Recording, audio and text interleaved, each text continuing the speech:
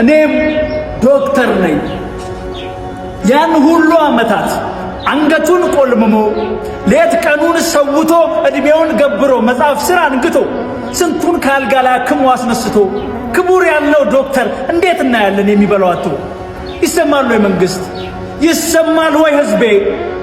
ከደም ጋር አድሮ ከታመመ ውሎ የምታመጥ እናት ከምጧ ገላግሎ ስንቱን ከስቃይ ላይ ከአምላክ ጋር ፈውሶ ስንቱን ያዳነው ሰው ትንሽ አረፍ ሊል ቤቱ ተመልሶ ለእንጀራ ጎሎት ለቤት ኪራይ ጎሎት እንዴት ይታመማል?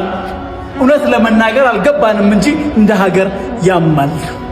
አቦ ሁሉም ይቀር ለራሴ እኖራለሁ፣ እኔም ህይወት አለኝ ለቤቴ ሆናለሁ፣ ከዛሬ ጀምሮ ነጋዴ ሆናለሁ፣ ቲክቶከር ሆናለሁ ብሎ ያቆመለት የሀገሬ ዶክተር ምንድነው ምን ሆነው? እውነት ለመናገር በነገራችን ላይ እውነተኛ ታሪክ ይኸው ልንገራችሁ። ዶክተር ጓደኛዬ ስንት የተለፋበት ስንት የጠበቅንበት እንባ እያፈሰሰ እየተናነቀው ከሙያው ርቋል መኖር ሲከብድበት።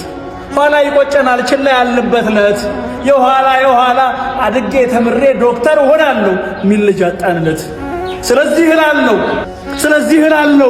ስለዚህ እላለሁ እናቴን አክሞ አባቴን አክሞ ወንድሜን አክሞ እህቴን አክሞ ሰው አድርጎ ያቆመኝ ሚስቴንም አዋልዶ ልጄን የሸለመኝ ቆስሏል አድፏል ሳይል መድኃኒት የሆነኝ የዶክተር ጥያቄ እስኪመለስ ድረስ ሙያዬ ባይሆንም ጥያቄው የሚገባኝ በቃ እኔም ዶክተር ነኝ። ይሰማል ወይ መንግስት? በነገራችን ላይ ይሄ ጥያቄ ፍትሃዊ ጥያቄ ነው። ባለስልጣንም ሆነን ተራውም ህዝብ ሆነን ሁላችንም እንታመማለን። ልጆቻችን የሚወለዱት በሆስፒታል ነው፣ በዶክተሮች እጅ ነው፣ በነርሶች እጅ ነው።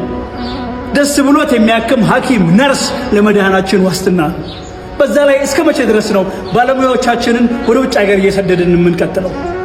በቃል ማለት አለብን እኮ ዶክተሮች የኛው ናቸው የእናንተው ናቸው። ስለዚህ ይሄ ቀን ጥያቄ ነው። ጥያቄያቸው ይመለስ፣ የሁላችንም ጥያቄ ነው። ጥያቄው እስኪመለስ ሙያዬ ባይሆንም በቃ እኔም ዶክተር ነኝ።